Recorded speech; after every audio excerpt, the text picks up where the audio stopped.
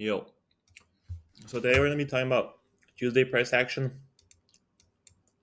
Um, Here's Monday.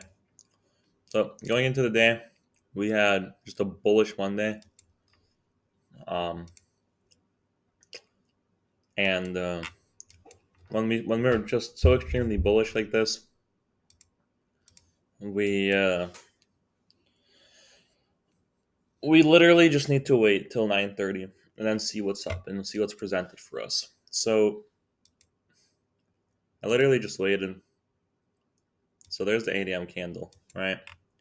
First of all, I see a weekly cycle with Dow, so that's a great start. And then I was pretty much bearish, but I want to see some kind of confirmation. So here's 8:45. There's 9:30. 9:30 rips lower, makes a daily cycle with the Dow, fails to sweep it on the S. And we hit true New York super smoothly and rips lower. So the draw is new day opening gap at this point. Um, Here's 9:40.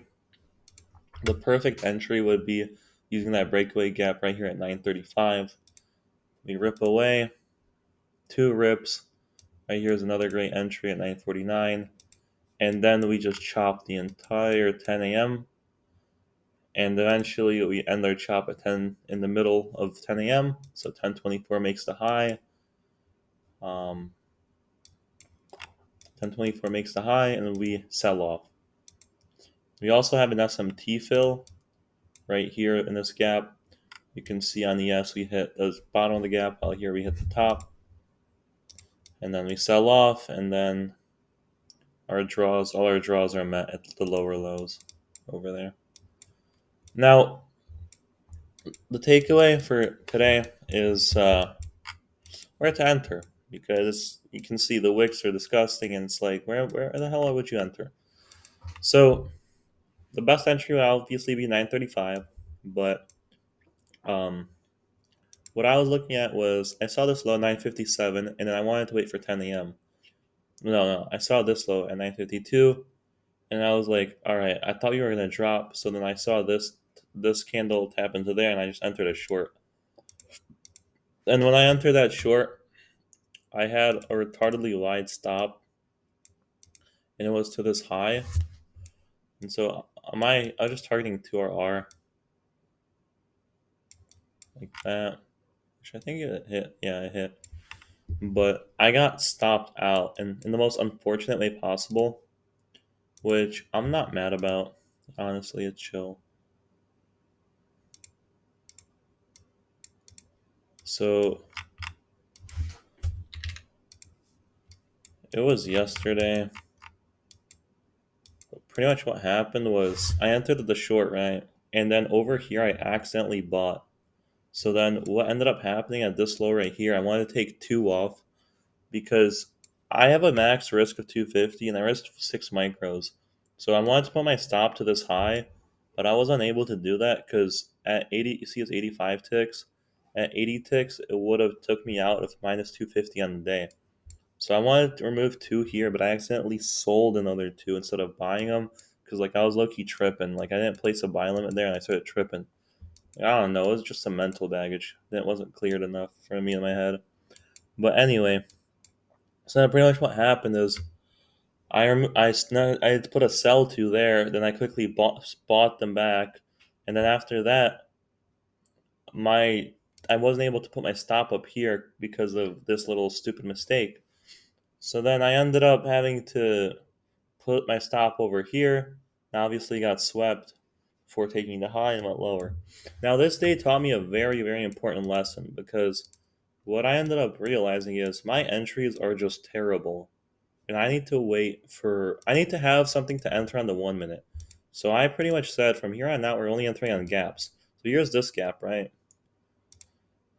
And these gaps are all bearish gaps. Like it's dumb obvious that they're bearish. Like you can't. There's no other way you can twist it. So we have these two gaps that we sat in, and then look what happens. Right here is 1026. So this is the high, right? And then after the high of the 1 hour is created, we always create a gap. So then we created this gap right here. That gap right there. right here, which obviously was worked. And we also created another gap up here, which also worked. So we went up into these gaps one more time and then dropped lower. Now, later on, you're going to see my trade tomorrow, which is technically today because I'm recording for a day behind. I did exactly that and I slammed pretty well. It was perfect entry. And this to me is super important because now I finally have a reason to actually pull the trigger because before I couldn't pull the trigger. Right. I was just too scared. Because you see, like, if I'm not thinking about it in the fair value gap premises, I'm just entering into chop. And, like, with no idea of where to put my high or whatever. And here's 1024, which is a very valid reversal point, right? So, it makes complete sense that I should have waited till this. But I'm patient now. We learn from our mistakes. So, and here's the takeaway, really. When you enter in a premium and you're shorting it, let's say I entered here, stop loss here. Look, 2RR is literally right here. That's not even the lows. The lows are at 2.7, and from my original trade, I can target anything. I mean, anything meaning 3RR plus, which is 3RR consistently is absurd. That's the insane returns. So, yeah. And this right here was the low of the day.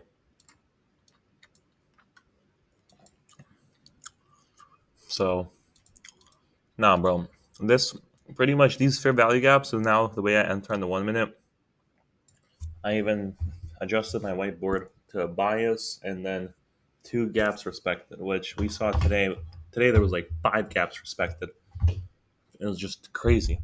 It just hits every gap, and every gap is respected downwards. So you know, like, okay, we're bearish, we're bearish, we're bearish, or we're bullish, we're bullish, we're bullish.